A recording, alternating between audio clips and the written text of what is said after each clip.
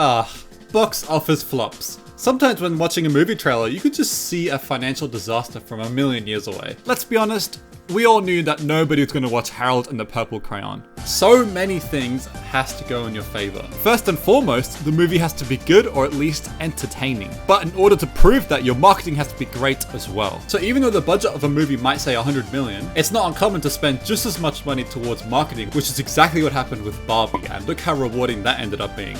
There are so many factors for a movie to do well financially, and today we're going to talk about 6 movies, and I've actually split them into 2 separate categories. The first of which being movies that flopped on release, but have since been known to be classics, and the first movie we're going to talk about is Fight Club.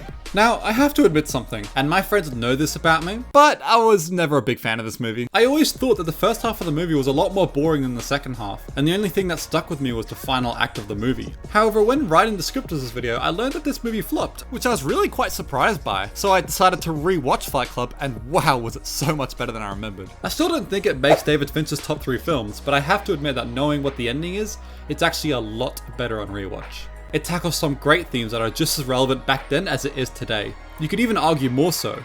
And it has a brilliant third act. One of my favorites, in fact. I personally love to piece the puzzle together while the story unravels itself, and Fight Club is definitely one of those movies. So, why did it underperform? Well, first of all, I just have to say this straight away, but this is a god-awful poster. Just pretend like you're walking out the theater in 1999 and you see this.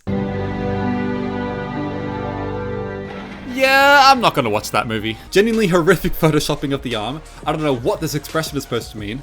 And they use this poster over the other one, which I don't know about you guys, but this one looks so much cooler and has way better use of color. Okay, no, but for real, it's actually very interesting why this movie flopped. Studios were slightly concerned with this film because of its controversial and complex themes, which is crazy because that's the exact reason why people would come to love this film. Those same studios were initially proven correct, however, as it was review bombed by a lot of viewers who didn't get the movie.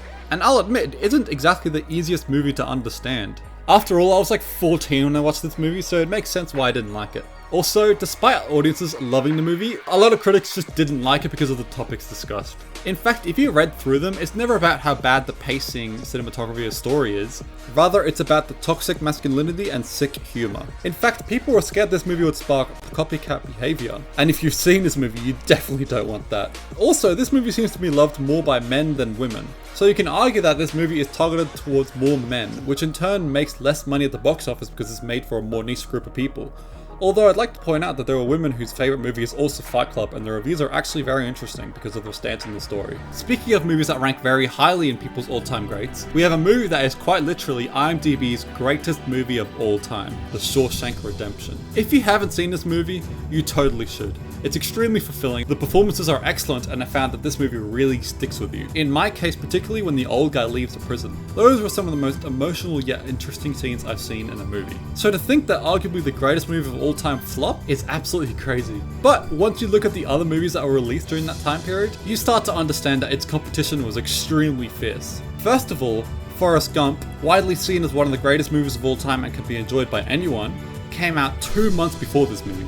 Plus, Pulp Fiction came out during the same time period, which is also widely seen as one of the greatest and most memorable movies of all time. Even Jurassic Park, a movie over 1 year older, poses a genuine threat to the movie. This is actually really cool because Jurassic Park was such a smash hit because of its great story, but more so its unbelievable special effects. So it stayed in theaters for over a whole year. Seriously, this movie came out over 30 years ago and it looks better than most of the new Marvel movies. And by the way, there are loads of movies that came out during this time period, like Lion King and Ace Ventura. All these brilliant movies that may or may not be better than Shawshank, but it definitely appeals more to the general audience. Also, the general story of a prison drama has never historically done well at the box office, so people weren't particularly interested. So what ended up happening was that after all the hype was done, it ended up being the most rented movie of 1995. So I'm glad this movie eventually did well. Now we're going to turn back time even further, back to the 40s. I'll admit I haven't seen that many movies from this time period, and this decade was during and after World War II. So a lot of the movie's goals is to boost everyone's morale and distract everyone from the war. And so the movie we're discussing is A Wonderful Life, a movie released a couple years after World War II. We follow a character called George, an influential figure in his town who's got so much going on in his life. Too much in fact, where he ends up thinking whether he should end it all. Then an angel, yes, this guy, comes over and basically makes him invisible. making him realize what people's lives would look like if he never existed. It's a beautiful film with a lot of charm to it. However, people weren't looking for these kinds of films anymore. So the film came across not as heartwarming and inspirational, but rather satire and phony. This means the release date of a film is extremely important.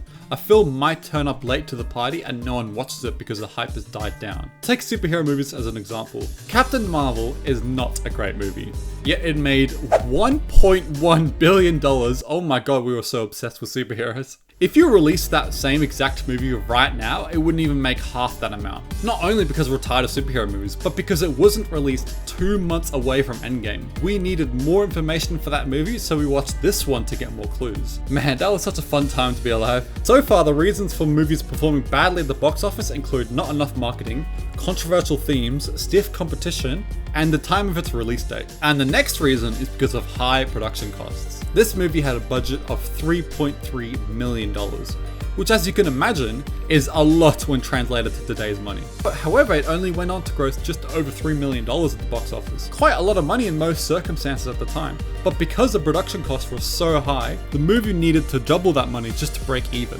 Now we move on to movies that just straight up flopped and then never really got the recognition it deserved, especially compared to the movies we just talked about. Now, this is a question directed towards people who've never seen this film. What do you guys think The Rise of the Guardians is about? Maybe a sci-fi space movie? A fantasy whose guardians are awoken to protect everyone from this guy? Well, how about a Christmas movie? Combine a very niche Christmas movie with very high production and marketing costs, and it ends up significantly outweighing its box office earnings. It really is a shame because it's such a fun movie. It has a good villain, a compelling story, great characters, and it's legitimately funny. Basically, everyone who watched this film liked it, but I'll admit that I've never even heard of this movie until I watched it like 2 years ago. Or maybe I did hear about it, but because it's such a weird title, I forgot. I don't know, man. I reckon just call the movie Jack Frost, and it probably would have done a lot better. The film generally received positive reviews from critics and audiences, but the studio still lost $87 million due to the marketing and distribution costs. Now we move on to a movie that I absolutely love. And then I found out people didn't like this movie, so I watched it again years later, and it's still such a banger, and that is The Man from U.N.C.L.E. No, seriously, why don't people like this movie? It's actually so funny. Not only did this movie flop financially, but even critically, a lot of people just didn't like it. Okay, listen, this is partly a comedy, and I did say in the past that I am not a huge fan of comedies. And that's because their main goal is to make you laugh, and they do that by making almost every scene leading up to the punchline of the joke. And I just don't like that. I can see it coming from a mile away every time. However, when I discussed comedy in my genres video, I did say that comedy can be a great tool when it's not the main focal point of the movie. And that's exactly what happened in this movie. The movie has a lot of action as characters, a Russian and American spy, are forced to team up with each other. And as you can imagine, they really dislike each other. This allows the viewers to always be engaged with what happens next. You don't know whether or not the next scene is going to be an intense action scene or a funny one. So I was actually really engaged the whole time simply because I felt every scene was so different from the last. Well, there is one reason this movie didn't do very well, and that's because people didn't even know this movie was coming out. Now, you can overspend your money on marketing if you think it's going to pay off. However, underselling your product is definitely a lot worse, even if it severely backfires. However, that's still better than underselling your product, but you're not even trying at that point. So even though it was a fun premise and people probably would have gone and seen it, I bet some of the viewers watching right now have never even heard of this movie until now. So if you're looking for a fun movie that also gets you up on your seat, you won't regret watching this one. However, we now move on to the biggest offense on this entire list. A movie that I loved as a kid, rewatched it the other day, and I still love it so much, and that is Treasure Planet. This movie is just so damn fun. We see Jim grow from a character who's a troublemaker because he doesn't want to do anything with his life, to a confident young man who ends up becoming the leader of his group to locate 1,000 worlds worth of gold. It's a movie that's so ambitious, something that really had the potential to become a franchise. But it had a massive budget of $140 million, but only made $100 million in return. It really is a shame to see it crumble as hard as it did. I don't want to see live action remakes, sequel films, or other superhero films. Give me a movie as ambitious as Treasure Planet, with a new adventure and new characters. But sadly, it just doesn't happen very often. After all, they make less money than sequels. My biggest issue with this film is that it's not long enough. Quite a hefty chunk of time is spent introducing this massive world with all the characters and so on. It kind of reminds me of the first Lord of the Rings film, and it's definitely needed because those movies take like 12 hours to finish. So you're rewarding the viewers for giving so much world building. But this movie doesn't have any sequels. It's only 1 hour and 40 minutes long. In the Star Wars Wars franchise, we visit multiple planets and ships, both of which have massive battles. And this movie could have had the same thing. After all, there's a portal that goes to all these different planets. It's kind of like that chapter in Minecraft Story Mode where they go through all these portals to search for something, and this movie could have been the same. It's a film and potential franchise that never reached its potential, and the biggest reason for that is because no one went and saw this film. Why, you may ask? Well, it comes down to a few reasons we found in other movies we've discussed, including a massive budget that went way too overboard, especially comparative to when it released, which was in 2002, but more importantly, the time of its release date. By this point, Pixar and DreamWorks had started to make 3D animated films, such as Toy Story, Shrek, and Monsters Inc., all of which are great films as well. So because of that, people didn't find this movie extraordinary simply because 2D animation was starting to move out of favor. It's a shame because if this movie did well, I reckon the sequel would have been amazing. Or imagine if this movie was longer. We only got to see one planet. And because of that, it makes the actual treasure hunt feel pretty easy. If this was a film series, a show, or even a video game where we spent most of the time in each world,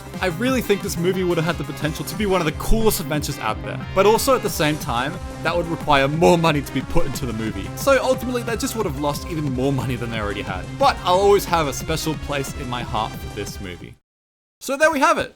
6 movies that underperformed at the box office, some of which got the praise it deserves years later, and others not so much. Thank you guys so much for watching this video, I hope you enjoyed it. We're a small but growing community, and I'd love it if you guys considered subscribing since only 3% of us are joined in this community. If you like this video, then I'm sure you'll enjoy this one talking about the most overrated movies of each franchise, and I'll see you guys next week with another video.